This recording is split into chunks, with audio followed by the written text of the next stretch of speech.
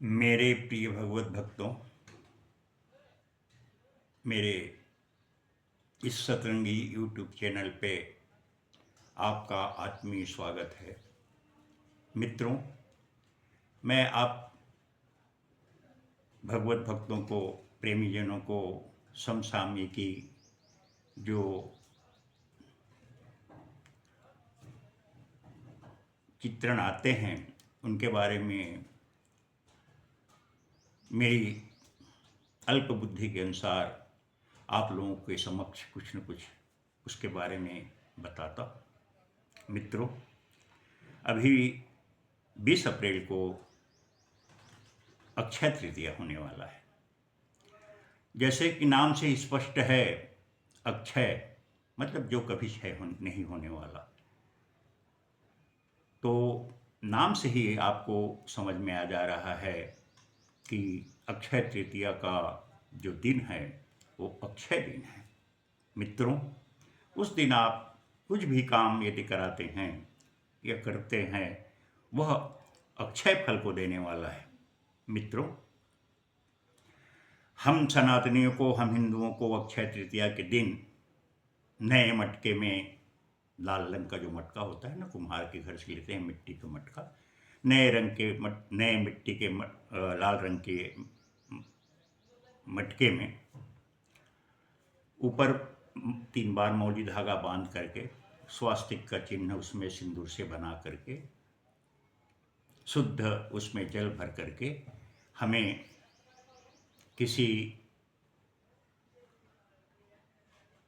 विप्र को, किसी ब्राह्मण को जल से भर करके वो मटका दान में देना चाहिए।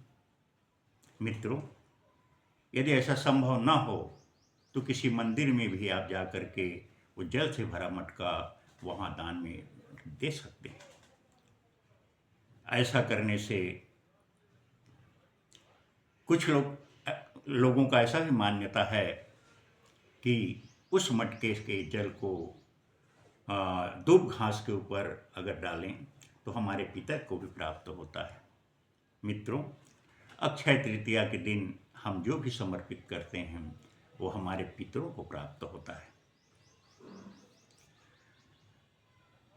जो भी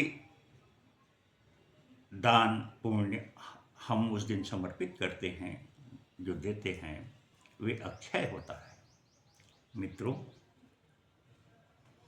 अक्षय तृतीया के संबंध में कुछ पौराणिक बातें हैं। कहा जाता है कि त्रेता युग का जो प्रारंभ हुआ, त्रेता युग हुआ, सतयुग, त्रेता, द्वापर, कलयुग, ये 4 प्रकार के जो युग होते हैं, तो त्रेता युग का आगमन इसी दिन से हुआ। कुछ ग्रंथों में यह भी वर्णित है कि भगवान कृष्ण जो है द्रौपदी जी को एक अक्षय पात्र इसी दिन दिए थे। जो अक्षय पात्र में यह वरदान था कि इस अक्षय पात्र में जितने भी व्यक्ति हों, सबके लिए भरपूर भोजन उपलब्ध हो जाता था। जब तक कि द्रौपदी न खा लेती, वह अक्षय पात्र हमेशा भरा रहता था। उसमें एक व्यक्ति से लेकर के हजारों लाखों व्यक्ति भी अगर भोजन करते तो भोजन कभी समाप्त नहीं होता था। इसीलिए उसको अक्षय पात्र कहा जाता था। तो ऐसे लोगों का कहना भी है, ऐसे कुछ ग्रंथों में हमको उदाहरण भी मिलते हैं कि भगवान कृष्ण ने द्रौपदी को उसी दिन अक्षय का वह पात्र दिया था। किसी किसी ग्रंथ में, शिव पुराण में भी मिलता है कि उस दिन स्वर्ग से माता गंगा, गंगा मैया हम सब लोगों को पवित्र करने के लिए पृथ्वी पर अवतरित हुई थी। पृथ्वी पर उनका आगमन हुआ था। मित्रों, अक्षय तृतीया के दिन हम कोई भी कार्य करते हैं वो अक्षय होता है। लोग कुछ फसलों का भी उस दिन मतलब शुरुआत करते हैं। जैसे हम लोग किसान आदमी हैं, धान की फसल हम लोग अक्सर लगाया करते हैं, तो उस दिन बिना मुहूर्त के, मुहूर्त जिसको अबूझ मुहूर्त कहते हैं, कोई किसी को दिखाने की आवश्यकता नहीं। उस दिन शादी विवाह कोई भी मांगलिक कार्य, कोई भी शुभ कार्य आप बिना सोचे समझे उस दिन आप संपन्न करा सकते हैं। बहुत ही शुभदायक, फलदायक, सौभाग्यकारी और समृद्धि कारक होता है। मित्रों, ऐसा ही अक्षय तृतीया का प्रभाव है।